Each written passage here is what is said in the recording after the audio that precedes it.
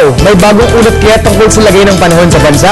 Palalaman natin yan mula sa ulat panahon ni April Enerio live mula sa Pag-asa DOST. Magandang hapon sa iyo, April. Magandang hapon din, Sandro. Sa ating balita, apektado pa rin ang Intertropical Convergence Zone ng Mindanao. Naapektuhan naman ng cold front ang extreme northern Luzon.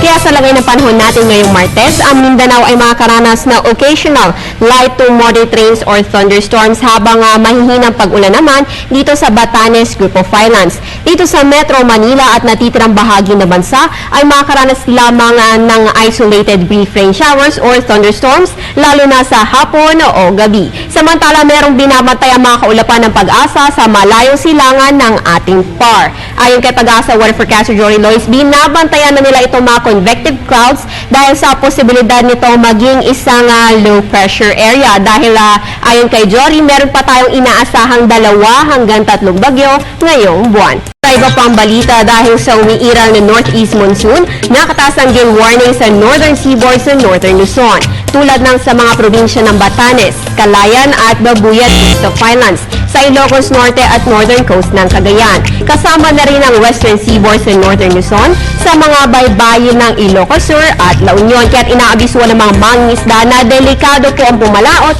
dahil sa malalaking alon na dulot ng amihan. Samantala, paalala naman sa ating mga kababayan na huwag kalimutan magdala ng payong bilang panangga sa posibleng pag-ulan. At yan ang latest mula dito sa Pag-asa DOST. Para sa Telebisyon ng Bayan, April Enerio.